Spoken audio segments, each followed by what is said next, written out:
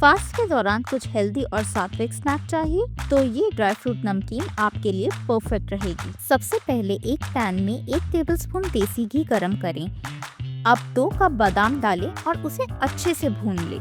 बादाम प्रोटीन और healthy fat से भरपूर होता है, जिससे कमजोरी फील नहीं होती। अब उसी पैन में घी डालकर 1.5 कप काजुओं को भूनेंगे गोल्डन ब्राउन होने तक।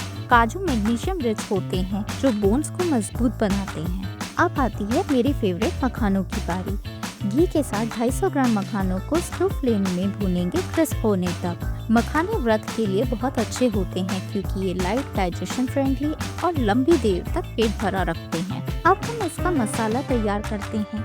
घी के साथ 4 से 5 कुटी लौंग और 15 से 20 दरदरी काली मिर्च को अच्छे से भूनेंगे।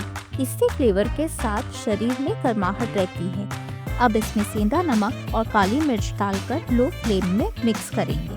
अब इस मसाले में सारे रोस्टेड ड्राई फ्रूट्स डालकर धीरे धीरे मिलाएंगे, जिससे मसाला एक समान मिल जाए।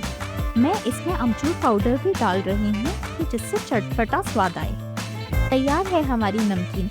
इसको अब आप ठंडा होने के लिए एयरटाइट कंटेनर में रख सकते हैं काफ़ी लंबे समय तक। व्रत के दौरान एक मुट्ठी ही काफ़ी है आपको चुस्त और दुरुस्त रखने के लिए। ऐसी और व्रत की रेसिपीज जानने के लिए मेरे चैनल को सब्सक्राइब करना ना भूलें।